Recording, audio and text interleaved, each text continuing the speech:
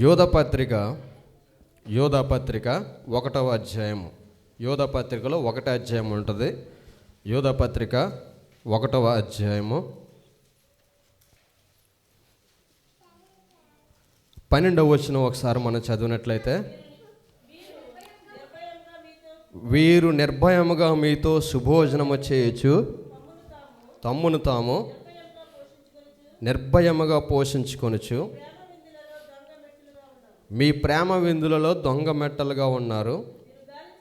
వీరు గాలి చేత ఇటు అటు కొట్టుకొని పోవు నిర్జల మేఘములుగాను, కాయలు రాలి ఫలము లేక 2 మార్లు చచ్చి వేళ్లతో పెళ్ళగింపబడిన చెట్లుగాను, తమ అవమానమును నురుగు వెళ్ళగ్రొక్కువారే సముద్రము యొక్క ప్రచండమైన అలలుగాను, మార్గము తప్పి తిరుగు చుక్కలుగాను ఉన్నారు. పేతురు రాసినటువంటి 2వ పత్రిక, 2వ అధ్యాయము. పేతురు రాసిన 2వ పత్రిక 2వ అధ్యాయము 17వ వచనం కూడా ఒకసారి చదివితే, వీరు నీళ్లు లేని బావులను పెనుగాలికి కొట్టుకొని పోవు మేఘములనై ఉన్నారు.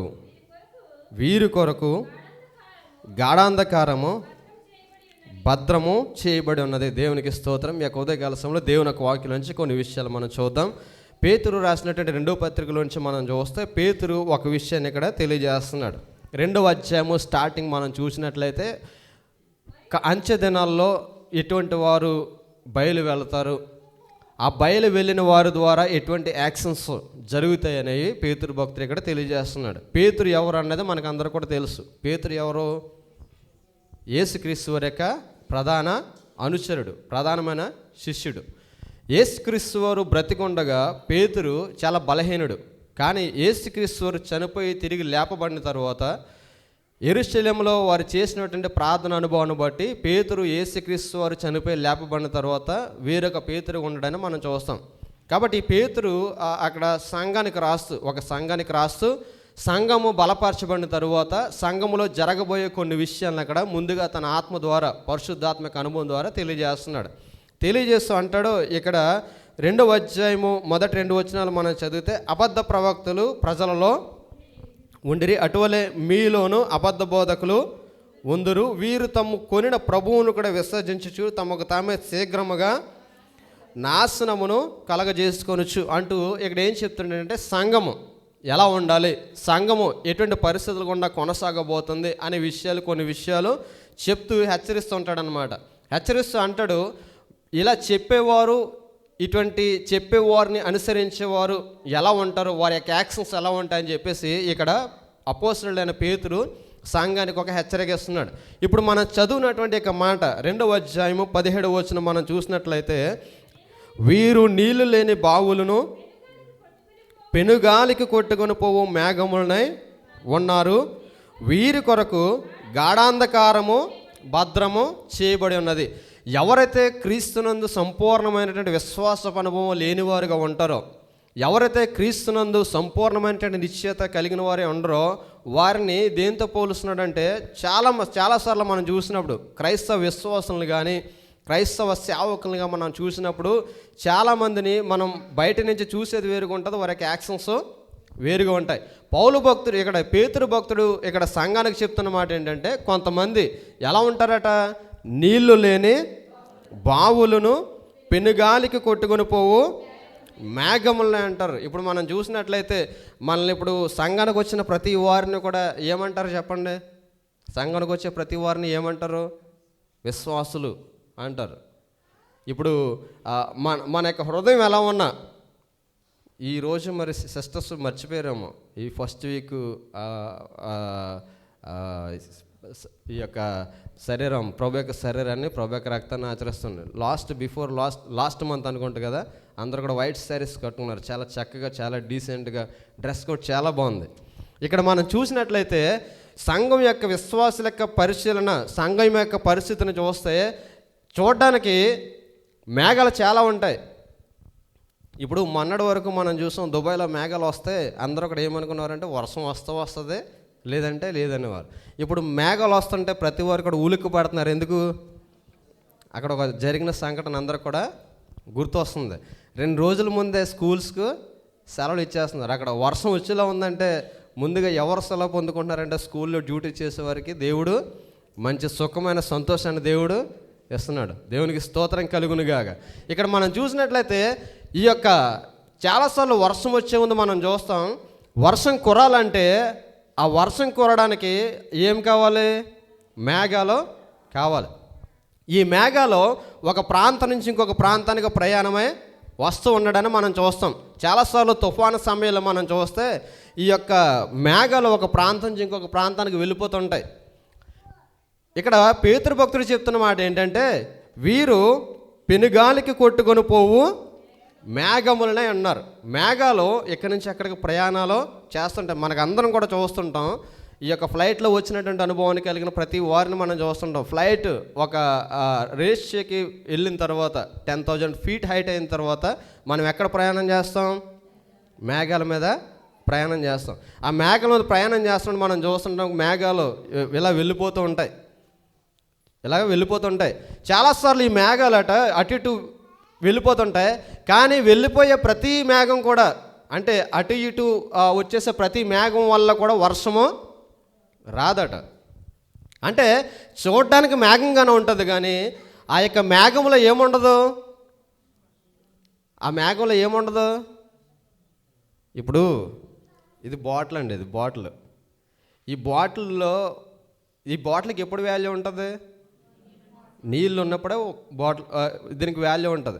ఇప్పుడు ఈ నీళ్ళు రాలాలంటే ఏం చేయాలి? ఇందులో ఈ యొక్క వాటర్ బాటిల్లో వాటర్ ఉండాలి. అలాగే మేఘం ద్వారా వర్షం కురాలంటే ఆ మేఘం ఎలా ఉండాలంటే వర్షీకృతమై ఉండాలి. అందుకే అంటారు, మనం సోషల్ స్టడీస్లో చదువుకున్నప్పుడు, సైన్స్లో చదువుకున్నప్పుడు సైన్స్ స్టూడెంట్ తెలుస్తుంటుంది, ఈ మేఘాలు గరీభవించినప్పుడు వర్షం కురుస్తుంది అంటారు. అంటే ఎండ బాగా ఎక్కువగా వస్తే ఎండ ద్వారా వచ్చినటువంటి ఆవిరంతా కూడా పైకి వెళ్ళిన తర్వాత మనం అనుకుంటుంటాం ఎండలు ఎక్కువగా వస్తుంది అనుకుంటాం. ఎండలు ఎక్కువగా కాయకపోతే భూమి మీద నుంచి ఆవిరి లేచి పైకి వెళ్ళకపోతే మేఘము ఫామ్ అవుతుంది. ఇదంతా కూడా గాడ్ సిస్టమ్ అనమాట. ఎంత ఎక్కువగా ఎండలు కాస్తే అంత ఆవిరి పైకి లేస్తుంది. ఈ ఆవిరి పైకి లేచిన తర్వాత ఈ ఆవిరంతా కూడా ఏమవుతుంది? మేఘం వలె ఫామ్ అవుతుంది. మేఘంలో ఫామ్ అయిన తర్వాత ఆ మేఘం మరలా ఏ ఆవిరైతే పైకి వెళ్ళిందో ఆవిరి మరలా కిందకి రావాలంటే కొంచెం ప్రాసెస్ పడుతుంది. చూడండి, మనకు అందరూ కూడా తెలుసు, కోడి పిల్ల పుట్టాలంటే ఇమీడియట్గా పుట్టేస్తుంది. దానికి ఒక ప్రాసెస్ ఉంటుంది, ఒక ప్రాసెస్ ఉంటుంది. కోడిని ఆ యొక్క గుడ్డు పెట్టిన తర్వాత, అణిగించిన తర్వాత ఆ గుడ్డు అంతా కూడా పిల్ల అయిన తర్వాత పిల్ల బయటకు వస్తుంది. మనకందరూ కూడా తెలుసు, బంగారు బాతుగుడ్డు కథ మనందరికీ తెలుసు. ఒకసారి ఒకడు బాతుని పెంచుకుంటున్నాడు. అది రోజుకి ఒక గుడ్డు పెట్టేది. ఆ గుడ్డు పెడితే గుడ్డు ఏ గుడ్డు పెట్టేదట? అది బంగారు బాతుగుడ్డు పెట్టేదట. రోజు పెడుతుంటే వీడికి ఒక ఆలోచన వచ్చిందట, రోజు గుడ్డు పెడుతుంటే దీని కడుపులో ఎన్ని గుడ్లు ఉన్నాయో, ఇదంతా కూడా వెయిట్ చేయడం ఎందుకని చెప్పేసి ఏం చేశాడట, ఒకేసారి కోసేస్తే దాని పొట్టలో ఉన్నాయని కూడా తీసుకోవచ్చు కదని చెప్పేసి ఒకేసారి కోస్తుంది. ఏమైంది? చచ్చిపోయింది. ఉన్న బాతుగుడ్డు కూడా పోయింది. అంటే ప్రతి దానికి ఒక ప్రాసెస్ ఉంటుంది. ఈ మేఘము కురాలి అంటే ఆ మేఘము ద్రవీభవించాలి. ఈ ద్రవీభవించే యొక్క టైంలో మేఘాలు ఏం చేస్తూ ఉంటాయంటే ఒక ప్రాంతం నుంచి ఇంకొక ప్రాంతానికి వెళ్ళిపోతుంటాయి. చాలాసార్లు ఈ మేఘాలు మనం చూసాం అనుకుంటాం, ఇదిగో వర్షం వస్తుంది అనుకుంటాం, కానీ ఆ మేఘాల వల్ల వర్షం రాదు. దానికి కారణం ఏంటంటే ఆ మేఘాల్లో ఏమి లేదు, వాటర్ లేదు, అది ద్రవీభవించలేదన్నమాట. అందుకే పేతురు అంటున్నాడు, చాలామంది యొక్క ఎండ డేస్లు ఎలా ఉంటారట, పెనుగాలికి కొట్టుకొని పోవు మేఘముల వలె. ఇప్పుడు ఇందులో వాటర్ లేదు, వాటర్ లేకపోతే ఇక్కడ ఒక ఫ్యాన్ తీసుకొచ్చి పెడితే ఈ బాటిల్ ఏమవుతుందో చెప్పండి, ఎగిరిపోద్ది. ఇప్పుడు దీని దగ్గర ఎంత హెవీ ఫ్యాన్ పెట్టినా ఈ యొక్క బాటిల్ కింద పడదు. దానికి కారణం ఏంటంటే అందులో వెయిట్ ఉంది. అలాగే మేఘము ఒక ప్రాంతం నుంచి ఇంకొక ప్రాంతానికి కొట్టుకుని పోకుండా ఉండాలంటే దాంట్లో ఏముండాలి? వాటర్ స్టోరేజ్ ఉండాలి. చాలామంది కడవర దినాల్లో పరిస్థితి ఎలా ఉంటుందట, వారు పెనుగాలికి కొట్టుకొని పోవు ఒక కాన్స్టెంట్ ఉండదట, అన్కాన్స్టెంట్ మైండ్ అనమాట. అంటే ఒకసారి ఇక్కడ, ఒకసారి అక్కడ, ఒకసారి అటు, ఒకసారి ఇటు ఒక అన్కాన్స్టెంట్ మైండ్ తోటి వాళ్ళు వెళ్తూ ఉంటారట. ఇంకోటి అంటున్నాడు, వీరు నీళ్లు లేని బావులు. వారిలో ఏముండదట? నీళ్ళు ఉండవట. పైకి బావిగానే ఉంటారు కానీ నీళ్ళు ఉండవు. బావికి ఎప్పుడు వాల్యూ ఉంటుంది చెప్పండి? నీళ్ళు ఉన్నప్పుడు బావికి వాల్యూ ఉంటుంది. నీరు బావిలో లేదనుకోండి, ఆ బావి యొక్క పరిస్థితి ఎలా ఉంటుంది? ఆ చుట్టుపక్కల ఉన్న చెత్త అంతా తీసుకొచ్చి ఎందులో వేస్తారు? బావిలోనే వేస్తారు. వన్స్ అపాన్ ఎ టైం బావి చూస్తే బావి ఎలా ఉండేది? ఎప్పుడు కూడా ఉబ్బుకుతూ ఉండేది. బావికి ఎప్పుడు విలువ అంటే ఆ వాటర్ ఎప్పుడు కూడా లోపల నుంచి ఉన్నటువంటి వాటర్ ఏం చేస్తూ ఉంటుంది? ఉబ్బుకుతూ ఉండాలి. ఎప్పుడు కూడా వాటర్ని రీఫ్రెష్ చేసుకుంటూ ఉండేది.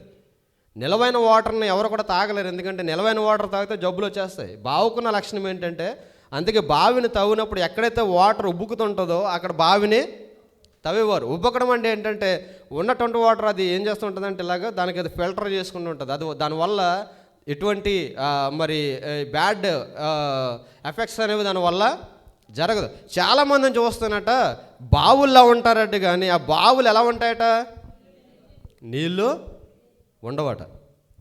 నీరు లేకపోవడం అంటే దాని అర్థం ఏంటంటే సరైనటువంటి ఆత్మీయ స్థితి వారిలో లేకపోవడం, సరైనటువంటి ఆత్మీయ నడవడిక వారిలో లేకపోవడం. చూడండి, ఆత్మీయ స్థితి కలిగిన వారు, దేవుని యొక్క వాక్యానుసారముగా నడిచేవారు ఎప్పుడు కూడా ఎలా ఉంటారంటే కాన్స్టెంట్గా ఉంటారు. ఏ పరిస్థితి వచ్చినా, ఏ స్థితిగతి వచ్చినా ఎలా ఉంటారంటే చాలా కాన్స్టెంట్గా ఉంటారు.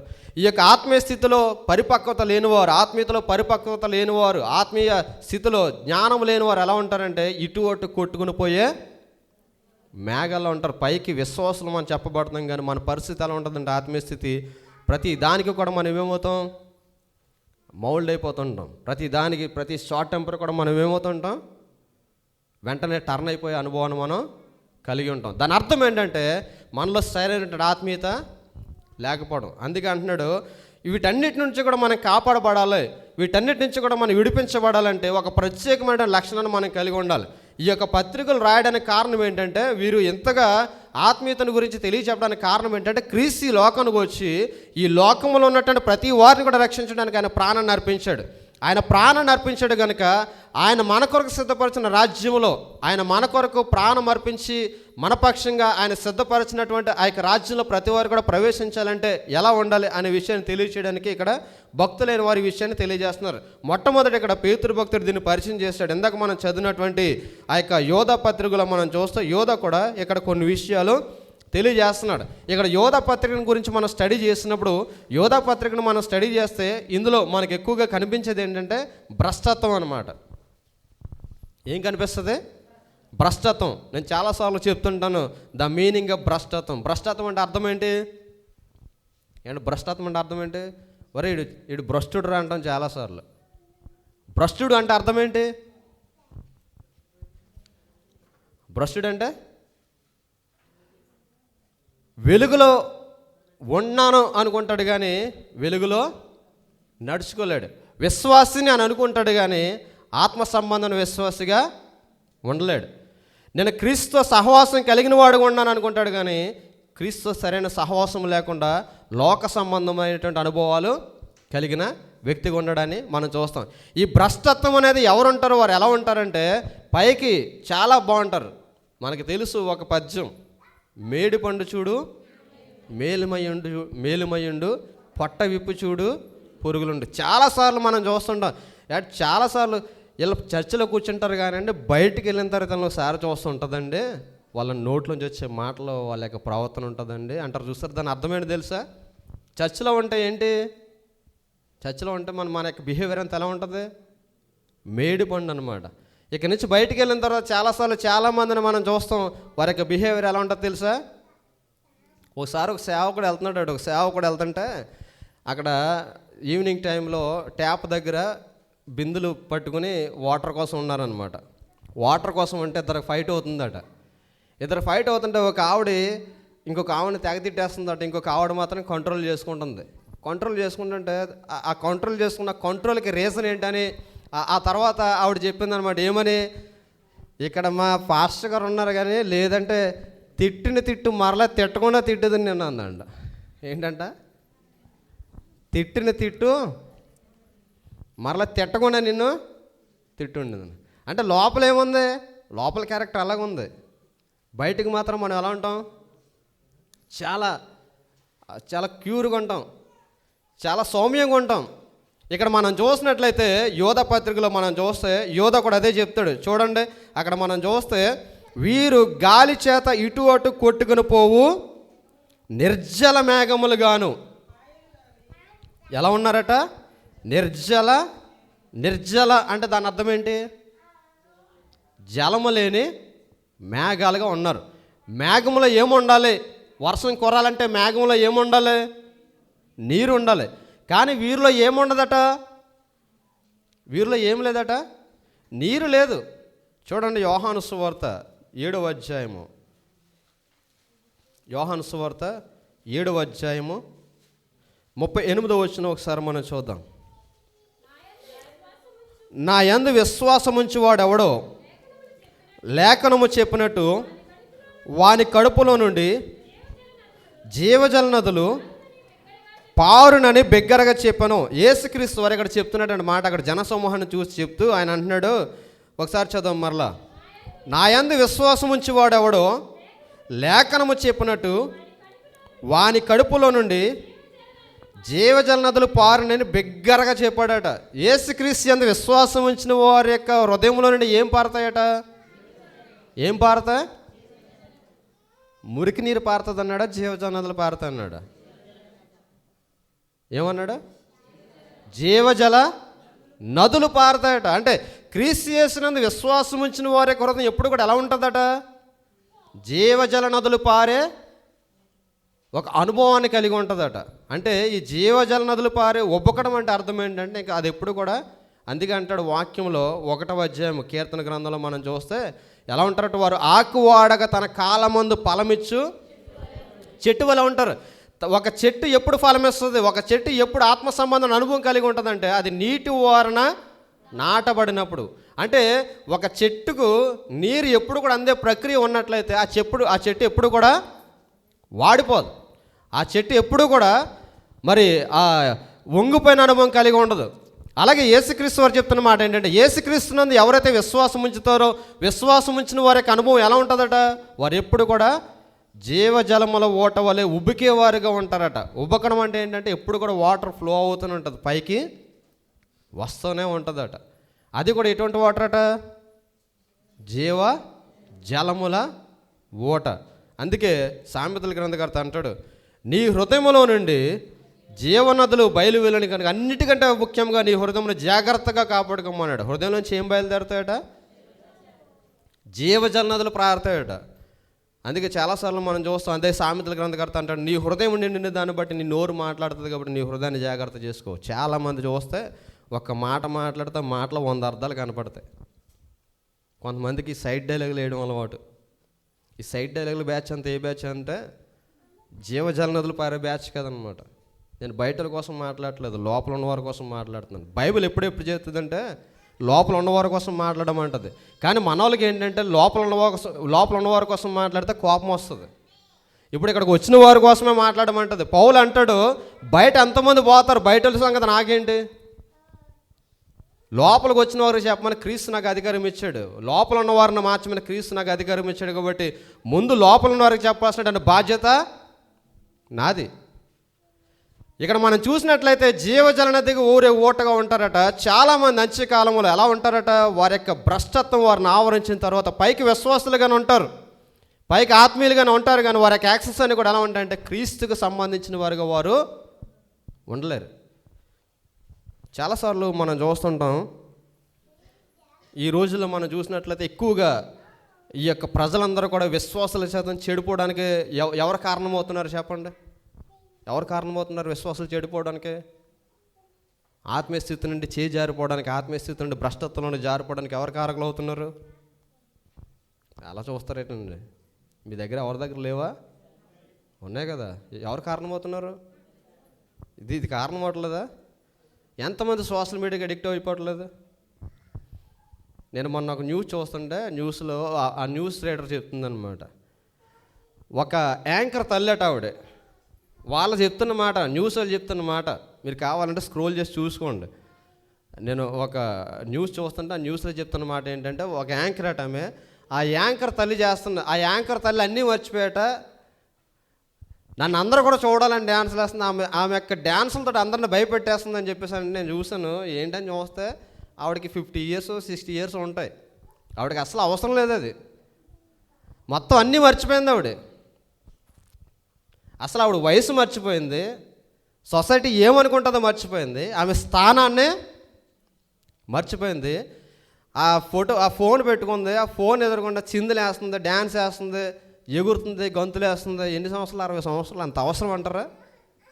దిస్ ఇస్ కాల్డ్ అబౌట్ భ్రష్టత్వం అనమాట. ఈ భ్రష్టత్వం అంటే ఎలా ఉంటుందంటే, మనం చేసే ప్రతిదీ కూడా మంచిది అనిపిస్తుంది, మనం చేసే ప్రతిదీ కూడా మంచిదానికి లీడ్ చేస్తుంది అనిపిస్తుంది. అంటే క్రిస్టియన్స్ లేరా? మన సంఘాల్లో లేరా? సంఘాల నుంచి బయలుదేరట్లేదా? ఎంతమంది లేరు? టిక్టాక్ స్టార్స్ బోల్డ్ మంది ఉన్నారు, యూట్యూబ్ స్టార్స్ బోల్డ్ మంది చేస్తున్నారు. అంటే దేవుని కంటే ఎక్కువగా నువ్వు దేనికి వాల్యూ ఇస్తావో, దేవుని కంటే ఎక్కువగా నువ్వు దేనికి ప్రముఖ స్థానాన్ని ఇస్తావో, అది ఎప్పుడు కూడా మన ప్లేస్ని, దేవుని యొక్క ప్లేస్ని అది ఏం చేస్తుంటుంది? రీప్లేసు చేస్తుంటుంది. అంటే దేవుని సమయాన్ని మనం దేవునికి ఇవ్వకుండా, దేవునికి ఇవ్వాల్సినటువంటి వాల్యూ మనం దేవునికి ఇవ్వకుండా, మనం దేనికైతే ఎక్కువగా వాల్యూ ఇస్తామో అది దేవుని యొక్క ప్లేస్ని ఏం చేస్తుంటుందంటే రీప్లేసు చేస్తూ ఉంటుంది. కాబట్టి ఇక్కడ మనం చూసినట్లయితే, అందుకే యేసుక్రీస్తు వారు అంటున్నారు, నా యందు ఎవడైతే నిలిచి ఉంటాడో నేను వానిందు నిలిచినప్పుడు వాడు ఎప్పుడు కూడా ఎలా ఉంటాడట? జీవజల నది ప్రవాహం వలె ఉబ్బుకి పొర్ల రీతిగా ఉంటాడట. అంటే కాన్స్టెంట్గా ఉంటాడట, పెనుగాలికి కొట్టుకుని పోయే మేఘాలుగా ఉండడాట. నేను ఒకసారి మీకు చెప్పాను, మేము నడుచుకుంటూ వెళ్తుంటే క్రీక్ సైడ్ నడుచుకుంటూ వెళ్తుంటే అక్కడ ఈ దుబాయ్ షాపింగ్ ఫెస్టివల్కి బ్యాండ్ మేళం పెడుతుంటారు. ఆ క్రీక్ బరుదుబాయ్ సైడ్ వాళ్ళు ఏం చేస్తుంటారంటే, ఇక ఫ్రెంచ్ బ్రాండ్ మేళం వాళ్ళు ఏం చేస్తుంటారంటే బ్యాండ్ కొట్టుకుంటూ వెళ్తుంటే అది వాళ్ళు కొంచెం వేసాలు వేసుకుని దానికి కూడా వెళ్తుంటారనమాట. నేను నా ఒక సహోదరుడు, చర్చలో సహోదరుడు, ఇద్దరు కూడా నడుచుకుంటూ వెళ్తుంటే ఈ గవర్నమెంట్ ఏం చేసిందంటే ఎంటర్టైన్మెంట్ కోసం బ్యాండ్ మేళం పెట్టింది. మన ఇండియన్స్ ఏంటంటే ఆ చూడడానికి వెళ్ళినప్పుడు ఈ బ్యాండ్ మేళం కొంచెం నాటు దరువు వేసినప్పటికి ఎలా ఉంటుంది, కొంచెం స్టెప్ వేయాలనిపిస్తుంది. వాళ్ళేదో ఎంటర్టైన్మెంట్ కోసం కొడుతుంటే ఒక బ్యాచ్ ఏం చేస్తున్నారంటే ఇంకా దాన్ని మొత్తం మార్చేశారు అట్మాస్ఫియర్ అంతా. డ్యాన్స్ వాళ్ళు కొట్టే కొద్ది ఇంకా డ్యాన్స్ వేస్తున్నారు. డ్యాన్స్ వేస్తుంటే మేము కూడా చూస్తున్నాం. నా పక్కన ఉన్న సహోదరుడు అన్నాడు అనమాట, మనకు అది అడ్డు వచ్చేసింది కానండి, లేకపోతే నేను కూడా స్టెప్ వేద్దాం అనుకున్నానండి అంటున్నాడు. ఏది అడ్డు వచ్చింది? ఇది ఏం అడ్డు వచ్చింది? అట్లీస్ట్ ఫైనల్గా నాపింది ఏది? దేవుని యొక్క వాక్యం. ఆ వాక్య భయం లేని వారు ఎలా ఉంటారంటే, ఎవడు ఏమనుకుంటే మనకెందుకు, ఎవడు ఎలా ఉంటే మనకెందుకు. ఇక్కడ మనం చూస్తే యోధ అదే చెప్తున్నాడు. చూడండి, యోధ పత్రిక మనం చూసినట్లయితే, వీరు గాలి చేత ఇటు అటు కొట్టుకుని పోవు నిర్జల మేఘములుగాను, కాయలు రాలి ఫలములు లేక 2 మార్లు చచ్చి వేళ్లతో పెళ్ళగింపబడిన చెట్లుగాను ఉన్నారు. ఎన్నిసార్లు చచ్చిపోయారట? ఒకసారి కాదట. ఎన్నిసార్లు చచ్చిపోయారు? 2 సార్లు చచ్చిపోయారు. ఆత్మీయంగా చచ్చిపోయారు, శారీరకంగా చచ్చిపోయారు. ఇప్పుడు వాడిని ఏమంటారు చెప్పండి? ఆత్మీయంగా శారీరకంగా చచ్చిపోయిన వాడిని ఏమంటారు? శవం అంటారు. ఆత్మ చచ్చిపోతే ఓకే, శరీరం కూడా చచ్చిపోయింది అనుకోండి, వాడిని ఏమంటారు? శవం అన్నమాట. అంటే పైకి శవాలుగా ఉంటున్నారు, పైకి మాత్రం ఎలా కనిపిస్తున్నారు? చెట్ల వలె కనిపిస్తున్నారట. కానీ వారి యొక్క ఆత్మీయ స్థితి ఎలా ఉందంటే 2 సార్లు చచ్చిన స్థితి అట. ఒకసారి కాదు, ఆత్మీయంగా చచ్చిపోయారు, శారీరకంగా చచ్చిపోయారు. చచ్చిపోయి చూడండి, తమ అవమానమును నొరగ వెలగ్రక్కువారే సముద్రం యొక్క ప్రచండమైన అలలుగాను మార్గము తప్పి తిరుగు చుక్కలుగాను ఉన్నారు. ఎలా ఉన్నారట? సముద్రం యొక్క ప్రచండమైన అలలుగాను. అలలు ఎలా లేస్తాయి? సముద్రం దగ్గరికి వెళ్తే మనం చూస్తున్నాం ప్రచండమైన అలలు అంటే ఒక్కొక్కసారి 2-3 మీటర్లు లేచి పడుతుంటాయి. కొంతమంది యొక్క జీవితాన్ని మనం పరిశీలన చేసినప్పుడు వారు చెప్పే మాటలు ఎలా ఉంటాయట? చాలా పెద్దగా ఉంటాయి, సముద్ర కలల్లో ఉంటాయట. మనకందరికి కూడా తెలుసు కదా, ఒకడని వాడాడు, నేను లేస్తే మనిషిని కాదని వాడాడు. ఏమనేవాడు? నేను లేస్తే మనిషిని కాదంటే, ఒరే ఆడు లేస్తే మనిషిని కాదని ఒకసారి లేకుండా అన్నారు. ఆడు తెర వాడుకుంటాడంట. దేవునికి స్తోత్రం కలుగునుగా. వాడు లెగలేడు పైకి, కానీ అన్నాడు ఆడ, నేను లేస్తే కొంతమంది విశ్వాసుల యొక్క మాటలు మనం చూస్తే కోటలు దాటేస్తాయి. సముద్ర కలలుగా లేచి అంటే ఎంత ప్రసన్నంగా లేస్తాయో, నేను ఇది చేస్తాను అది చేస్తాను అంటే రియాక్షన్ వచ్చేసరికి ఏముంటుంది? ఏముంటుంది, అంత ఫ్లాట్ అట. వన్స్ అపాన్ ఎ టైం నీ యొక్క భక్తి జీవితం, వన్స్ అపాన్ ఎ టైం నీ యొక్క ఆత్మీయ జీవితం, వన్స్ అపాన్ ఎ టైం క్రీస్తు నువ్వు కలిగి ఉన్న సహవాసము నీ చేత ఎలా మాట్లాడిస్తుంది అంటే, నేను క్రీస్తు కొరకు చనిపోతాను, నేను క్రీస్తు కొరకు ఇది చేస్తాను, నేను క్రీస్తు కొరకు అది చేస్తానని చెప్పు అనుభవం నువ్వు కలిగి ఉంటావు. కానీ నీలో ఎప్పుడైతే లోక సంబంధం, మన మనస్సు లోక సంబంధమైన ఆచారాలు జోడు చేసుకుంటావు, నువ్వు ఎలా ఉంటావో తెలుసా? కాంప్రమైజింగ్ అనమాట. కాంప్రమైజింగ్ భక్తి. ఈ కాంప్రమైజింగ్ భక్తిని మనం కలిగి ఉన్నప్పుడు మన యొక్క పరిస్థితి ఎలా ఉంటుందో తెలుసా? ప్రచండమైన అలలుగా ఉంటాం, కానీ దాని యాక్షన్ ఏమీ అంటే సముద్ర కాలాలు మనం చూస్తే చూడండి, సముద్రం ఎలా ఉంటుంది? సునామీ వచ్చినప్పుడు చూసారా? సునామీ వచ్చినప్పుడు సౌండ్ చేయదు. అందుకే సునామీ వచ్చినప్పుడు ఏం చేస్తుంది? సింపుల్గా సైలెంట్గా అంతా కప్పుకుండా వచ్చేస్తుంది. ఈ సముద్రం ఏం చేస్తుంది? ప్రచండమైన అలల చేత రేగుతుంటుంది, కానీ ఎంత రేగినా దాని బ్రాడర్ ఏంటి? ఆ ఒడ్డు దాటి రాలేదు. చాలామంది యొక్క ఆత్మీయ జీవితం అలా ఉంటుందట. సో ఇటువంటి ఆత్మీయ స్థితి నుంచి నువ్వు విడిపించబడాలంటే అక్కడ ఇంకేమంటున్నాడు? ప్రచండమైన అలల చేత అలలుగాను మార్గము తప్పి తిరుగు చుక్కలుగా ఉన్నారట. మార్గము తప్పి తిరిగే చుక్కలుగా ఉన్నారట. చాలాసార్లు మనం చూస్తున్నాం, స్కైని మనం చూసినప్పుడు కొన్నిసార్లు చుక్కలు నడిచి వెళ్ళిపోతున్నాయి అనుకుంటాం. ఎవరన్నా చూసారా మీరు? చిన్నప్పుడు బయట పడుకునే అనుభవం ఎవరికైనా ఉందా? బయట మడత మనుషుల మీద డాబాల మీద పడుకున్నప్పుడు ఇలా పడుకుని వస్తే ఏం కనిపించేవి? చుక్కలు ఒక్కొక్కసారి ఒక చోట నుంచి ఒక్కే, దానికి ఒక మార్గం ఉండదట. చాలామంది యొక్క జీవితాలు ఎలా ఉంటాయట? మార్గము, దెర్ ఇస్ నో డెస్టినీ అనమాట. There is no destination in their lives. వారు మార్గాలు తప్పి తిరిగే చుక్కలుగా ఉంటారట, ప్రచండమైన అలలుగా ఉంటారట. అందుకే వీటన్నిటి చెప్పిన చూడండి, ఇంకా మనం చూసినట్లయితే 16వ వచనం మనం చూస్తే, అదే అధ్యాయం 16వ వచనం, వారు తమ దురాశల చెప్పున నడుచుచు ఏం చేస్తారట? వారు తమ దురాశల చెప్పున నడుస్తారు. అది ఎవరి కొరకు నడమని వాక్యం చెప్తుంది? దేవుని కొరకు, క్రీస్తు కొరకు నడమని వాక్యం చెప్తుంటే వేల మాత్రం ఎలా నడుస్తారట? దురాశల చెప్పున. వాక్యం అంటది దురాశ గర్భం ధరించి పాపానికంటే పాపము పరిపక్వమై మరణానికి అంటదట. ఆశ ఉండొచ్చు కానీ దురాశ ఉండకూడదు. అందుకే వీళ్ళు ఎటువంటి వారుగా ఉంటారట? దురాశ చెప్పున నడుచుకొనుచు లాభము నిమిత్తము మనుషులను కొనియాడుచు. దేనికోసం అట? లాభం నిమిత్తం ఏం చేస్తారట? మనుషులను కొనియాడతారట. పక్కన బిర్యానీ వండేడితే చాలు, ఆడికి ఏం చేసినా కరెక్ట్ అంటారంట. చాలామందిని మనం చూస్తాం, right is right, wrong is wrong. అది ఎవరు చెప్పగలుగుతాడు? దేన్ని ఆశించినోడు, ఎవరి దగ్గర నుంచి ఏ మెప్పు పొందనివాడు. ఎవడు ఎలా ఉంటే మనకెందుకు? చెప్పాల్సింది మనం చెప్పాలి, అది కరెక్ట్ రాంగ్ అన్నది మనం చెప్పాలనుకున్నవాడు ఎవరిని కూడా కన్సర్న్ చేయడు. వీళ్ళు చాలామంది ఎలా ఉంటారట? దురాశలు చెప్పి నడుచుకుంటారట. అంతేకాకుండా లాభము నిమిత్తం ఏం చేస్తారట? మనుషుల్ని కొనియాడతారట. మనుషుల్ని కొనియాడే వారిని మీరు ఎప్పుడు నమ్మకండి. ఎవడన్నా వచ్చి మిమ్మల్ని పొగుడుతున్నారంటే అసలు మీరు నమ్మకండి. యేసుక్రీస్తు వారు అంటారు, వీళ్ళ మిమ్మల్ని సభకు అప్పగిస్తారంటారు. ఎందుకు తెలుసా? నీవే అద్భుతాలు చేస్తావు, నీవే ఆశ్చర్యకార్యాలు చేస్తావు. 1 hour ఆఫ్ టైం సిలువ ధ్యానాల్లో నేను మీకు జ్ఞాపకం చేస్తాను. యెరూషలేము వీధిలో సంచరించాడైనా. యెరూషలేము వీధిలో సంచరించినప్పుడు యూదుల రాజా శుభము, హోసన్న, జయమన్నారు. ఆఫ్టర్ వైల్ ఒక నైట్ గడిచిన తర్వాత అదే మార్నింగ్ సొసైటీలో నిలబెట్టేసరికి అన్నారు, సిలువేసి చంపేయండి అన్నారు. ద సేమ్ టంగ్స్ అనమాట, 2 నాలుకల ధోరణి. Those are most dangerous candidates.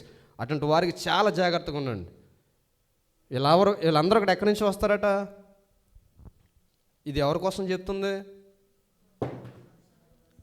సంఘం కోసం చెప్తున్నారు. ఇది రాసిన పత్రిక ఎవరు రాశారు? ఇది నాట్ అన్ ఆర్డినరీ మ్యాన్. యేసుక్రీస్తు సహానుభవం కలిగిన వాడు. మార్కు సువార్త 6వ అధ్యాయము 3వ వచనం ఒకసారి చదవండి.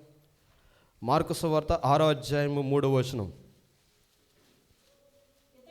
ఇతడు మరియ కుమారుడి కాడ,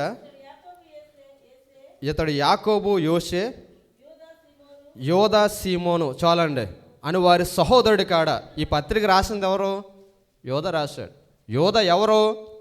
యేసుక్రీస్తు వారి యొక్క సహోదరుడు. యేసుక్రీస్తు వారితో సహానుభవం కలిగిన వాడు.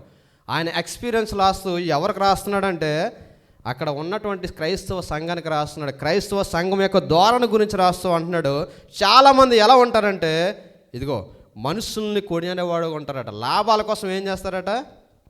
మనుషులను కొనియాడేవాడు ఉంటారు. మొన్న ఒకసారి నాకు ఆయన ఫోన్ చేశారనమాట. చాలా పెద్ద సంఘానికి, చాలా పెద్ద మినిస్టర్ సంబంధించిన నేను అన్ని డీటెయిల్స్ అన్నీ కూడా చెప్పను, కానీ చాలా పెద్దది జనం ఒకసారి పాచేది.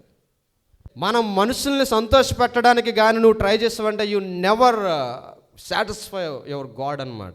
నువ్వు మనుషుల్ని సంతోషపెట్టడానికి నువ్వు ఎప్పుడైతే పూనుకుంటావో నీ ద్వారా దేవుడు ఎప్పుడు కూడా సంతోషించలేడు. చాలామంది అట ఎలా ఉంటారట? దురాశల చెప్పున నడుచుకొనుచు లాభము నిమిత్తము మనుషులను కొనియాడతారు. మన ఎదురుకుండా ఏమంటారు? నీ అంతటి వాళ్ళు లేరని నీ వాకింగ్ చెప్తే ఎంత అంత అంటారు. వెనక్కి వెళ్ళిన తర్వాత ఏమంటారు? మా కోసమే చెప్పడానికి కొంతమంది అంటారు, వాళ్ళ కోసం చెప్పడానికి కొంతమంది అంటారు, వాళ్ళ ఇష్టం వచ్చినట్టు చెప్పుకుంటారని కొంతమంది అంటారు. చాలాసార్లు నీ ఎదురుగుండా నీ మాట్లాడతారు, నువ్వు వెళ్ళిన తర్వాత వేరొక మాట ఉండొచ్చు. అక్కడ ఇంకా కింద మనం చదివినట్లయితే లాభము నిమిత్తం మనుషులను కొనియాడుచు, చూసారా, సనుగు వారును తమ గతిని గూర్చి నిందించేవారిని ఉన్నారు. ఎలా ఉన్నారట? సనుగువారట. సనుగుడు అనేది చాలా డేంజర్ అండి. ఒక క్రైస్తవ విశ్వాసగా మనం నేర్చుకోవాల్సింది ఏంటంటే సనుగులు అనేవి చాలా డేంజర్. మీకు ఒకటి తెలుసా? ఇశ్రాయేలీలు వాగ్దత్త భూములు ఎందుకు ప్రవేశింపలేకపోయారు తెలుసా? వారు సనిగి సంహారకుని చేత నశించిరని ఉంటుంది. ఈ సనుగులు అనేవి దాని ఏంటంటే దేవునికి ఇష్టమైన కార్యాలు కాదు. ఇది సనగడం అంటే ఏంటంటే దేవుని ద్వారా మనం లాభం పొందుకుంటాం, నువ్వు నాకు ఏం చేసావు అనే అనుభవాన్ని మనం కలిగి ఉంటాం. సనుగులు అనేవి చాలా డేంజర్. నేను చాలాసార్లు చెప్తుంటాను, ఎవరైనా తప్పు చేశారా ఎదురుకుండా కూర్చోబెట్టి మాట్లాడు, ఫినిష్ అంతే. ఓ సనుక్కోవడం వల్ల అది ఇంకా ఎలా ఉంటుందంటే అందుకంటాడు కొరుకుడు పుండు ప్రాకునట్లుగా ఈ మాటలన్నీ కూడా వ్యర్థంగా ప్రాకపోతే ఈరోజు సంఘాలు కూలిపోవడానికి కారణం ఏంటో తెలుసా? తప్పును తప్పుగా ఖండించేవాడు లేడు, పాపాన్ని పాపంగా ఖండించేవాడు లేడు, ఇది తప్పు అని డైరెక్ట్గా చెప్పేవారు లేరు. ఆ తప్పు జరుగుతుంటాడు, ఆ మిస్టేక్ గురించి ఎదురుగున్న ఆ వ్యక్తితో మాట్లాడడం అనేసి మనం ఏం చేస్తాం? వెనకాల 100 మందితో మనం మాట్లాడితే దానివల్ల ఏమవుతుంది? అదంతా కూడా స్ప్రెడ్ అయిపోతుంది. ఏం సనుగులు. వెంకటన్న గారు మాకు పాట కావాలని అంటే అన్నయ్య ఏం చేస్తాడు? మీకు వెంటనే పాట వస్తాడు. మాకు ఎప్పుడు పాట అని వెనకాల సనుక్కోవడం నీకు ఏమొస్తుంది? నీకేది రాదు. సనుక్కునే వారును తమ గతిని గురించి ఎలా ఉంటారట? నిందించేవారు అంటారు. మన పరిస్థితి బాగోదు, మనకు ఆత్మీయస్థితి బాగోదు, మన ఆత్మీయ నడవడికి బాగోదు, కానీ మన నిందలు మాత్రం ఎవరి మీద వేస్తామట? దేవుని మీద నింద వేసే వరకు ఉంటామట. నువ్వు మమ్మల్ని చూస్తే మా పరిస్థితి ఎందుకు ఇలా అవుతుంది? నువ్వు మమ్మల్ని జ్ఞాపకం చేసుకుంటే మా పరిస్థితి ఎందుకు ఎలాగవుతుంది? చూడండి, ఇంకా మనం చూసినట్లయితే 19వ వచనం మనం చూస్తే 19వ వచనం ఆ క్రింద కూడా చదవండి. సనుగువారిని తమ గతిని గురించి నిందించేవారిని ఉన్నారు, వారి నోరు డంబమైన మాటలు పలుకుతుందట. నోరు ఏం మాట్లాడుతుందట? డంబమైన మాటలు మాట్లాడుతుందట. మనకందరూ కూడా తెలుసు, ఇంట్లో ఏగల మోత, బయటేమో ఇంట్లో మీకు తెలుసు అనేది ఈ సైడ్ ఉండదు, మా సైడ్ బాగా వాడతారు. ఇంట్లో ఏగల మోత, బయటేమో పాలకల మోత, అన్ని డంబమే. చేసేది యాక్షన్ తక్కువ, కబుర్లు ఎక్కువ. ఒకసారి నేను మీకు గుర్తుండి ఉంటుంది, మంచి అలవాట్లు అని చెప్పేసి ఆ బుక్ నాకు చాలా ఇష్టం బుక్. అందులో ఒక ఆఫీస్కి ఒక అమ్మాయి వెళ్తుంటుంది అనమాట. ఆ ఆఫీస్కి వెళ్తున్నప్పుడు ఆ అమ్మాయి శారీ చూసి ఆఫీస్ స్టాఫ్ అంతా కూడా అనుకుంటారు, వావ్ ఎంత బాగా ఇస్త్రీ చేసుకుని ఎంత బాగా ఈ అమ్మాయి వస్తుందని చెప్పేసి ఈ అమ్మాయి చూసి అనుకుంటారు. ఈ అమ్మాయి ఎలా ఉందంటే ఈ అమ్మాయి నిరసించే పరిసరాలు ఇంకెంత బాగుంటాయి, ఒకసారి చూద్దాం అని చెప్పేసి ఆఫీస్ స్టాఫ్ ఏం చేస్తారు? నేను మీకు పోస్ట్ చేశాను గ్రూపులో, అది మీ అందరికీ చూసుంటారు. రోజుకో పేజ్ పోస్ట్ చేసేవాడిని నేను మరలా ఒకసారి రాత్రి నేను చదువుకుంటే నాకు గుర్తొచ్చింది, నేను చెప్తున్నాను అనమాట. నేను రాత్రి నాకు నిద్రపాటు స్టడీ చేస్తుంటే 2 గంటల టైంలో మరలా నేను దాన్ని చదివాను అనమాట. మీకు చెప్తున్నాను అనమాట. ఈ యొక్క ఎంత బాగుంది కదా, శారీ ఎంత కట్టుకుంటే ఇల్లు ఇంకెంత నీట్గా ఉండి ఉంటుందో ఒకసారి వెళ్ళి చూద్దామని చెప్పేసి వెళ్తారనమాట, ఫాలో అవుతారనమాట. ఏమైనా ఫాలో అయ్యి వెళ్ళేసరికి అక్కడ చూస్తే 2-3 ఎనపెట్లు. ఆ ఎనపెట్లేమో ఎక్కడెక్కడ ఓపెన్ చేసేసి ఎక్కడున్నాయి అక్కడే, ఎక్కడ కడగాల్సినటువంటి కుండలో అక్కడ ఉన్నాయి. ఇంట్లో చూస్తేనేమో ఆ కుండలు సరిగ్గా కాడికి అన్నీ ఏగల సౌండ్. వెళ్ళిన తర్వాత తీసేసిన సేరు తీసుకెళ్ళి ఒక దండం కట్టి ఆ దండ మీద పాడేసినట్టు. ఇదంతా కూడా సర్ప్రైజ్. ఒకసారి వాళ్ళు రివైండ్ చేసుకుంటే ఆఫీస్కి వచ్చిన అమ్మాయి, ఇక్కడ ఉన్నటువంటి అమ్మాయి ఒకటేనా అని చూస్తే పరిస్థితి ఎలా ఉంది అంతా కూడా తారుమారు అయిపోయింది. అంటే మనం చేసే పనులు వేరు, మన యొక్క నడవడిక వేరు, మన బ్యాక్ ఉన్న యాక్షన్స్ వేరు. అంటే ఎలా ఉంటుందంటే అది చాలా వినేవారికి లోకుగా ఉన్నట్లుగా ఉంటుంది అనమాట. అందుకే ఇక్కడ అంటున్నాడు, వారు డంబమైన మాటలు. నేను చాలాసార్లు చెప్తుంటాను, మన కాని మాటలు మనం పలకూడదు. ఇప్పుడు కూడా మనం చేయలేని మాటలు మనము ఎంత మాత్రం కూడా పలకడానికి వీల్లేదు. చూడండి, యేసుక్రీస్తు వారు అన్నీ తెలిసినా కానీ కాముగా ఉండేవారు. పేతురు ఎక్కువ ఇది చేద్దాం అది చేద్దాం అనేవాడు. యేసుక్రీస్తు వారికి అన్నీ తెలుసు. అన్నీ తెలిసిన ఆయన ఎప్పుడు కూడా చూడండి, అందుకే ఆయన నోటి నుంచి ఏ డంబప్ మాట కూడా రాలేదు. ఇక్కడ యోధ కూడా మనం చూస్తే యోధ పరిచయాన్ని మనం చూసినప్పుడు ఎవడో మన ఇంటి పేరునోడు ఎమ్మెల్యే అయితేనే 100 సార్లు మనం చెప్పుకుంటాం. ఇక్కడ యోధను మనం చూస్తే యేసుక్రీస్తుని నా అన్నయ్య అని పరిచయం చేసుకోలేదు. యేసుక్రీస్తు వారు ఏమని పరిచయం చేసుకున్నాడు? యేసుక్రీస్తు దాసుడు అన్నాడు. అందుకే 6వ అధ్యాయం 3వ వచనం మనం చూస్తాం. మార్కు సువార్త. యోధ ఎవరట? యేసుక్రీస్తు వారి యొక్క బ్రదర్, యేసుక్రీస్తు వారికి సహోదరుడు. ఈరోజు ఏ సేవకుడైనా కొంచెం పెద్ద సేవకుడు మీ ఇంటి పేర్లోడు అనుకోండి, అతనికి మీకు సంబంధమే ఉండదు. మనం చెప్పుకునే మాట ఏంటి? మా తాతగారు కొడుకు ఇలాగ పెద్ద అని చెప్తాం. అతని వల్ల నీకు వచ్చేది ఏదైనా ఉంటుందంటే ఏది ఉండదు. ఇంకా మనం చూసినట్లయితే చూడండి, 19వ వచనం మనం చూస్తే, ప్రకృతి సంబంధులను ఆత్మ లేని వారినై ఉండి భేదములు కలగజేస్తున్నారు. ఎటువంటి వారట? ప్రకృతి సంబంధులు. అంటే దాని అర్థం ఏంటి? ఆత్మానుసారమైన నడవడిక లేనివారు. ప్రకృతి సంబంధాలు అంటే ఈ లోక సంబంధంగా నడుచుకునే వారు ఉంటారు. అంతేకాకుండా వారు ఏం చేస్తారట? భేదములు. ఈ చేసేవారంతా కూడా ఎవరు? మీరు బేస్ పాయింట్ మర్చిపోకండి. ఈ చేసేవారంతా కూడా ఎవరు? నిర్జల మేఘములుగా ఉన్నవారు, దారి తప్పు తిరిగే చుక్కలుగా ఉన్నవారు, పైకి చెట్టు వలె కనబడి ఫలములు లేనివారు ఉండేవారు. వీళ్ళందరినీ కూడా దేంతో పోల్చాడు? విశ్వాసులతో పోల్చాడు అనమాట. విశ్వాసులు, అక్కడ ఉన్నటువంటి కొంతమంది బోధకులు, ఇటువంటి వారిని పోగు చేయడం, ఇటువంటి వారిని తయారు చేయడం. ఇక్కడ ఇటువంటి వారి యొక్క లక్షణాలన్నీ కూడా ఎలా ఉంటాయి అని చెప్తూ, దీనికి ఒక బైబిల్లో మనం చూసినట్లయితే వీరిని ఫాలో అయితే ఎలా ఉంటుంది, దీని నుంచి తప్పించబడాలంటే ఒక సొల్యూషన్ ఉంటుంది. మనం డాక్టర్ దగ్గరికి వెళ్ళినప్పుడు ఒక సొల్యూషన్ ఉంటుంది. డాక్టర్ దగ్గర సొల్యూషన్ లేకపోతే నువ్వు డాక్టర్ దగ్గరికి వెళ్ళనవసరం లేదు, ఎవడో ఒకటి దగ్గరికి వెళ్ళొచ్చు. డాక్టర్ దగ్గరికి వెళ్ళి నీ రోగం చెప్పినప్పుడు డాక్టర్ ఒక సొల్యూషన్ చెప్తాడు. షుగర్ రోగగ్రస్తుడు ఒక డాక్టర్ దగ్గరికి వెళ్ళాడు అనుకోండి, మొట్టమొదటి ఏం చెప్తాడు? షుగర్ రోగగ్రస్తుడికి స్వీట్స్ తినొద్దు అంటాడు. లేదు నేను తింటానంటే నీ కర్మ అంతే. ఇంకా నేను తిన్నాండి, నా నోరు కట్టుకోనండి అంటే ఇంకా నీ కర్మ అది. మనం చెప్పాను ఒకసారి, నేను ఇంటికి వెళ్ళినప్పుడు ఒక పెద్ద ఆవిడ వచ్చిన దగ్గరకు వచ్చి, బాబు నా కోసం ప్రార్థన చేయ బాబు, షుగర్ ఉంది నాకు. నేను మామిడికాయలు చూసానంటే ఆగలేను. పోనీ ఏదన్నా ఒకటి తింటే సరిపోద్ది, 3-4 కలిపి తినేద్దండి ఒకేసారి. 3-4 కలిపి తినేస్తుందట. మళ్ళీ కాజా అంటే చాలా ఇష్టమట. ఒకటి ఆగలేదంట, 2-3 తినేద్దంట. మరి షుగర్ పెరగకపోతే ఏం పెరుగుతుంది? మళ్ళీ మనం ఏం చేయాలి వాళ్ళ కోసం? దేవుడు బుద్ధి లేకుండా ఇచ్చాడు. దేవుడికి జ్ఞానం లేదా? ఓల్డ్ టెస్ట్మెంట్లో ఎన్ని ఇచ్చాడు? ఏది తినాలి, ఏది తినకూడదు, ఎలా ఉండాలి, ఎలా ఉండకూడదు అన్నీ దేవుడు ఇచ్చాడు. నేను నిన్న గ్రూప్లో కూడా అందుకే పోస్ట్ చేశాను, దయచేసి మార్నింగ్ టైం గారెలు పెట్టొద్దాను. నేను ఎందుకు పెట్టొద్దన్నాను? అందరి కడుపులు కట్టేమని కాదు, మీరు హెల్తీగా ఉండాలని. ఏది పడితే తినేస్తే దానివల్ల ఫేస్ చేసేది మనమే. రూపాయికి ఫ్రీగా వచ్చేస్తుంది కదా, లేదంటే 2 రూపాయలు కదా అని తక్కువ ఆయిల్తో చేసి తిన్నాము అనుకోండి, దానివల్ల వచ్చే కొలెస్ట్రాల్ వల్ల మీకు అన్నీ కూడా హార్ట్ డిసీజెస్ వచ్చే ప్రాబ్లమ్స్ ఉంటాయి. మా సంఘ విశ్వాసం అందరూ కూడా హెల్తీగా ఉండాలని చెప్పాను. దేవునికి స్తోత్రం కలుగుగా. మానేసినా పర్వాలేదు, ఒక ఫ్రూట్ తెచ్చుకుందానండి, కానీ ఆయిల్ ఫుడ్ మాత్రం దానికి. ఎందుకంటే నేను మనం చూసిన ఇలా పిండితే దాని నుంచి అంత ఆయిల్ వచ్చింది. మీకు తెలియకుండానే అన్హెల్దీ ఫుడ్ తినేస్తున్నారు. సో అన్హెల్దీగా ఉండకూడదని చెప్పాను నేను.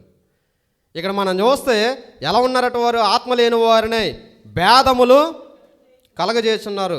చూడండి, అందుకే అంటున్నాడు, ప్రియులారా మీరు విశ్వసించి అతి పరిశుద్ధమైన దాని మీద మిమ్మల్ని మీరు కట్టుకోవాలి. ఇప్పుడు ఇలా ఉండకుండా మీరు ఉండాలంటే, మీ ఆత్మీయస్థితిని సరి చేసుకోవాలంటే ఇక్కడ సొల్యూషన్ చెప్తున్నాడు. మీ ఆత్మీయస్థితిలో మీరు ఎలా ఉండాలంటే క్రీస్తు సరైన సహవాసం కలిగిన వారుగా ఉండాలి. క్రీస్తు అన్యోన్య సహవాసం కలిగిన వారుగా ఉండాలంటే మీరు ఏం చేయాలంటే ఇక్కడ చెప్తున్నాడు చూడండి, మీరు అతి పరిశుద్ధమైన దాని మీద మిమ్ముని మీరు కట్టుకోవాలి. దేవునికి స్తోత్రం కలిగి ఒక విశ్వాసంగా ఉన్నటువంటి నీవు, క్రీస్తులో రక్షణ పొందిన అనుభవాన్ని కలిగినటువంటి నీవు ఎలా ఉండాలట? పరిశుద్ధమైన దాని మీద మిమ్ముని మీరు దేని మీద మనం కట్టుకోవాలట? మనకు కట్టడము పరిశుద్ధమైన దాని మీద మనల్ని మనం కట్టుకొనచ్చు. మన ఆత్మీయ స్థితిని, మన ఆత్మీయ జీవితాన్ని, మన ఆత్మీయ గృహాన్ని కట్టుకొనచ్చు. పరిశుద్ధాత్మలో ప్రార్థన చేయాలి. ఎందులో ప్రార్థన చేయాలట? పరిశుద్ధాత్మలో ప్రార్థన చేసే అనుభవం మనం కలిగి ఉండాలట. పరిశుద్ధాత్మలో ప్రార్థన చేసే అనుభవం అంటే ఎవరైతే పరిశుద్ధాత్మ అనుభవం కలిగి ఉంటారో వారు ఎలా ప్రార్థన చేయాలో ఎవరు నేర్పిస్తారట? పరిశుద్ధాత్మ నేర్పిస్తుందట. ఇప్పుడు రూట్స్ ఎలాగెళ్ళాలో మనకు తెలీదు. ఇప్పుడు టెక్నాలజీని బట్టి గూగుల్ మ్యాప్ మనం పెట్టుకుంటాం. గూగుల్ మ్యాప్ పెట్టుకున్నాం అనుకోండి, ఆ మ్యాప్ ఎక్కడికి వెళ్ళాలో ఎవరు చూపిస్తారు మనకి?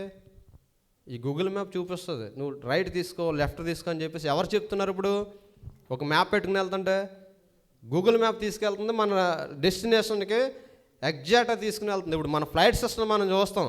ఒకసారి శాటిలైట్ కానీ ఫెయిల్ అయింది అనుకోండి, ఇప్పుడు ఆ ఫ్లైట్ అంతా కూడా నడిచేది దేనివల్ల? శాటిలైట్ సిస్టమ్ ఫ్రీక్వెన్సీ వల్ల. ఇప్పుడు ఆ శాటిలైట్ సిస్టమే కానీ లేకపోతే మనం చూసే మలేషియన్ ఫ్లైట్ ఏమైంది అందరు కూడా తెలుసు. అది వెళ్ళే డెస్టినీ అంతా కూడా మిస్ అయిపోయింది. ఎక్కడికి వెళ్ళాలో దానికి తెలియలేదు. స్టార్ట్ అయింది కానీ ఆ సిగ్నల్ మిస్ అయింది. ఆ సిగ్నల్ మిస్ అయితే ఆ పైలట్ కూడా ఫ్లైట్ని కంట్రోల్ చేయలేకపోయాడు. ఆకాశంలోకి వెళ్ళిపోయాడు, సముద్రంలోకి వెళ్ళిపోయాడు, పర్వతాల్లోకి వెళ్ళిపోయాడు, ఎవరికి తెలియదు. దేన్ని బట్టి లీడ్ చేయబడ్డదంటే సిగ్నల్ అనమాట. పరిశుద్ధాత్మ అంటే ఏంటంటే this is like a signal అనమాట. ఒక విశ్వాసకు ఉండవలసింది ఏంటంటే పరిశుద్ధాత్మ నడిపింపు అనేది చాలా అవసరం. ఈ పరిశుద్ధాత్మ ఎవరు పొందుకుంటారు? నేను పరిశుద్ధాత్మ ఎవరు పొందుకుంటారు? స్పెషల్ కేటగిరీ పర్సన్స్ పొందుకుంటారా? అలా చూస్తున్నారంటే పరిశుద్ధాత్మ ఎవరు పొందుకుంటారు? బేసిక్స్ మనం మర్చిపోతున్నాం. అపోస్తుల కార్యములు 2వ అధ్యాయము 38వ వచనం మనం చదువుదాం. పేతురు మీరు మారు మనసు పొంది పాప క్షమాపణ నిమిత్తము ప్రతివాడు యేసుక్రీస్తు నామమున బాప్తిసం పొందుడి, అప్పుడు మీరు పరిశుద్ధాత్మను వరమును పొందుతారు. పరిశుద్ధాత్మను వరం ఎవరికి వస్తుందట? ఎవరికి వస్తుంది పరిశుద్ధాత్మను వరం? బాప్తిసం పొందిన ప్రతి వారికి వస్తుంది. బాప్తిసం పొందిన ప్రతి వారు కూడా పరిశుద్ధాత్మ అనుభవం కలిగి ఉండలేకపోతున్నారంటే that is mistake in you అనమాట. That is not in mistake of పరిశుద్ధాత్మ, హోలీ స్పిరిట్. పరిశుద్ధాత్మ అనుభవం ఎవరు పొందుకుంటారంటే నమ్మి బాప్తిసం పొందిన ప్రతి వాడికి కూడా ఏమొస్తుందట? పరిశుద్ధాత్మ అనే వరం ఉంటుందట. పరిశుద్ధాత్మ అనే వరాన్ని నువ్వు కలిగి లేవంటే అది ఎవరి ప్రాబ్లం? నువ్వు సరిగ్గా ఒప్పుకోలేదు. అందుకే అంటున్నాడు పేతురు మీరు మారు మనసు పొంది పాప క్షమాపణ నిమిత్తము బాప్తిసం పొందమని చెప్తున్నాడు. పాప క్షమాపణ ఉండాలి. ఏముండాలి? మారు మనసు. అంటే మనసు మారిపోవాలి, పాపాలన్నీ కూడా క్షమించబడాలి, క్రీస్తు ఎదుట ఒప్పుకోవాలి. మారు మనసు పొంది పాపాలన్నీ కూడా క్రీస్తు ఎదుట ఒప్పుకుంటే వెంటనే మనకి ఏమొస్తుందట? పరిశుద్ధాత్మ వస్తుంది. అందుకే బాప్తిసం అంటే ఏంటి? బాప్తిసం అంటే అర్థం ఏంటి? బాప్తిసం అంటే అర్థం ఏంటి? నీటిలో మునిగి పైకి లేవడమా? బాప్తిసం అంటే నీటిలో మునిగి పైకి లేస్తే దానివల్ల యూజ్ ఏమి లేదు. బాప్తిసం అంటే అనుభవం అంటే అర్థం ఏంటంటే మనలో ఉన్న ప్రతి పాత స్థితి కూడా పాతి పెట్టబడాలి. మనలో ఉన్న ప్రతి పరిస్థితి కూడా పాతి పెట్టబడాలి. బాప్తిసం అనగా పాతి పెట్టబడు అనగా నీ పూర్వపు స్వభావం అంతా కూడా ఒక గొయ్యి తీసి పాతి పెట్టబడిన అనుభవంలో మనము ఉండి మన పాప క్షమాపణ మనం ఒప్పుకున్నప్పుడట వెంటనే మనలో ఉన్నటువంటి నూతన హృదయంతో ఎవరు వస్తారట? పరిశుద్ధాత్మ సహవాసం చేస్తారట. మీకు మనం చూసినట్లయితే సమూయేలు గ్రంథంలో మనం చూస్తే సమూయేలు సౌలుని తీసుకొచ్చి రాజుకి అభిషేకించిన తర్వాత అభిషేకం సౌలు మీదకి దిగి రాగానే వెంటనే అతని మీదకి ఏమొచ్చిందట? మారు మనసు వచ్చిందట. ఏమొచ్చింది?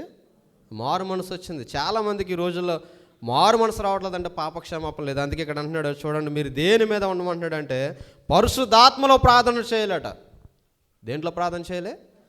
పరిశుద్ధాత్మలో ప్రార్థన చేయాలి. మన ప్రార్థన పరిశుద్ధాత్మతో మనం కలిసి మనం ప్రార్థన చేసినప్పుడు అది దేవునికి ఇష్టానుసారంగా ఉంటుంది. అంతేకాకుండా నిత్యమైన జీవార్థమైన మన ప్రభువు యేసుక్రీస్తు కనికరం కొరకు కనిపెట్టుకోవాలి. ఎవరి కొరకు కనిపెట్టుకోవాలి? క్రీస్తు యొక్క కనికరం కొరకు మనం ఎలా ఉండాలట? కనిపెట్టుకునే వారు ఉండాలట. అంతేకాకుండా దేవుని ప్రేమలో నిలిచినట్లు కాచుకుని ఉండాలట. ప్రేమలో, దేవుని ప్రేమలో నిలిచినట్లు మనం ఏం చేయాలట? కాచుకోవాలి. చిన్నపిల్లలు మనం చూస్తుంటాం, అటు ఇటు వెళ్ళిపోకుండా ఎలాగైతే కాచుకుంటాం, మన ప్రవర్తన కూడా క్రీస్తులు ఎలా ఏం చేయాలట? మనం కాచుకోవాలి. మొట్టమొదట ఏమన్నాడు? మిమ్ముని మీరు కట్టుకోమన్నాడు. రెండోదిగా పరిశుద్ధాత్మలో ప్రార్థన చేసే అనుభవాన్ని కలిగి ఉండాలన్నాడు. మూడోదిగా జీవార్థమైన మన ప్రభువు యేసుక్రీస్తు కనికరం కొరకు మనం ఏం చేయాలి? కనిపెట్టుకోవాలి. దేవుని ప్రేమలో నిలిచినట్లు మనం ఏం చేయాలట? కాచుకోవాలట. అంతేకాకుండా సందేహపడే వారి మీద ఏం చేయాలట? కనికరము చూపించాలట. ఏం చూపించాలి? కనికరం చూపించాలి. కొంతమందికి కనికరం ఉండదు, కొంతమందికి కనికరం ఉండదు, అంతా కూడా రూడే. క్రీస్తు యొక్క కనికరాన్ని మనము కలిగి ఉండాలి. క్రీస్తు యొక్క ప్రేమను మనం కలిగి ఉండాలి. క్రీస్తు యొక్క మనస్సును మనము కలిగి ఉండాలి. చూడండి, అక్కడ ఇంకా క్రింద మనం చూసినట్లయితే, అగ్నిలో నుండి లాగినట్లు కొందరిని రక్షించుడి. అగ్నిలో నుండి లాగినట్లట మనం ఏం చేయాలట? కొందరిని రక్షించాలి. అగ్ని అంటే నరకములో నుండి రక్షించబడినట్లుగా మనం ఏం చేయాలి? కొంతమందిని రక్షించాలంటే మన సాక్ష్యం ద్వారా, మన ప్రవర్తన ద్వారా, క్రీస్తు యొక్క వాక్యాన్ని మనం తెలియపరచడం ద్వారా మనం ఏం చేయాలట? కొంతమందినైనా మనము రక్షించాలి. క్రీస్తు ఎదుట మనం నిలబడినప్పుడు నీ ద్వారా నా ద్వారా ఎవడైనా రక్షించబడ్డా అని మనల్ని అడిగినప్పుడు మనం చెప్పే సమాధానం మనం ఏమి ఉంటుందని మనం జ్ఞాపకము చేసుకోవాలి. అంటే మన ఎదుటి వారిని రక్షించి ఎదుటి వారిని లాగే అనుభవం మనం కలిగినప్పుడు క్రీస్తు ఇచ్చే బహుమానానికి వారసులుగా మనం ఉండగలడానికి అవకాశం ఉంటుంది. కాబట్టి ఈ యొక్క యోధ కానీ పేతురు కానీ అందుకే చెప్తున్నాడు, ఓ సంగమా, క్రీస్తు నీ కొరకు ప్రాణం అర్పించాడు. ఎందుకు ప్రాణం అర్పించాడంటే మీరు నిర్జలమైన మేఘాలుగా ఉండడానికో, లేదంటే ఇటు అటు పెనుగాలికి కొట్టుకొని పోవు మేఘాల్లో ఉండడానికో కాదు, క్రీస్తులో మిమ్మల్ని మీరు బలపరచుకోవడానికి, క్రీస్తులో మిమ్మల్ని మీరు స్థిరపరచుకోవడానికి. కట్టబడ్డం అంటే స్థిరమైన పునాది వలె కట్టబడాలి. స్థిరమైనటువంటి వాక్యపు అనుభవంలో, పరిశుద్ధాత్మ అనుభవంలో మనం కట్టబడినప్పుడు మనల్ని ఎవరో దేని చేత కూడా పడవేలు. చూడండి, 4వ అధ్యాయం మత్తయి సువార్తలో మనం చూస్తాం, యేసు పరిశుద్ధాత్మ పూర్ణుడే, ఆత్మపూర్ణుడే అరణ్యానికి వెళ్ళినప్పుడు ఆయన పరిశుద్ధాత్మలో ప్రార్థన చేస్తున్నప్పుడు అపవాది ఆయన దగ్గరకు వచ్చినప్పుడు ఆయన ఎదిరించాడా లేదా? ఎలా ఎదిరించాడంటే తనకున్నటువంటి ఆత్మశక్తి చేత, తనకున్నటువంటి ఆత్మ బలము చేత.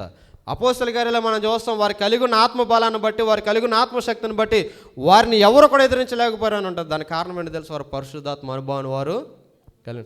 పేతురు స్టీఫెన్ వాక్యం చెప్తుంటే, స్టెఫెన్ వాక్యం చెప్తుంటే ఆత్మ అతను నడిపిస్తున్న కొలది అతడు చేస్తున్న బోధన చూసి ఎవరు కూడా అతనికి ఎదురు చెప్పలేకపోయారు. కారణం ఏంటంటే అతనిలో ఉన్న పరిశుద్ధాత్మ నడిపింపు అటువంటిది. అందుకే వాక్యం చెప్తుంది, మిమ్మల్ని మీరు కట్టుకొని పరిశుద్ధాత్మలో ప్రార్థన చేస్తూ క్రీస్తు యొక్క ప్రేమ కొరకు కనిపెట్టుకుంటూ ఆయన ప్రేమలో నిలిచి ఉండి, ఆయన ప్రేమలో ఆదరణ కలిగి ఉండి మీరేం చేయాలంటే విశ్వాసులకు మాదిరిగా ఉండి అనేక మందిని మీ ద్వారా, మీ ప్రవర్తన ద్వారా క్రీస్తు యేసులోనికి రక్షించేవారు ఉంటే అది క్రీస్తుకు, దేవుని సంఘానికి ప్రయోజనకరమని దేవుని యొక్క వాక్యం తెలియజేస్తుంది. అటువంటి అనుభవాలు దేవుడు మనల్ని నడిపించునుగాక.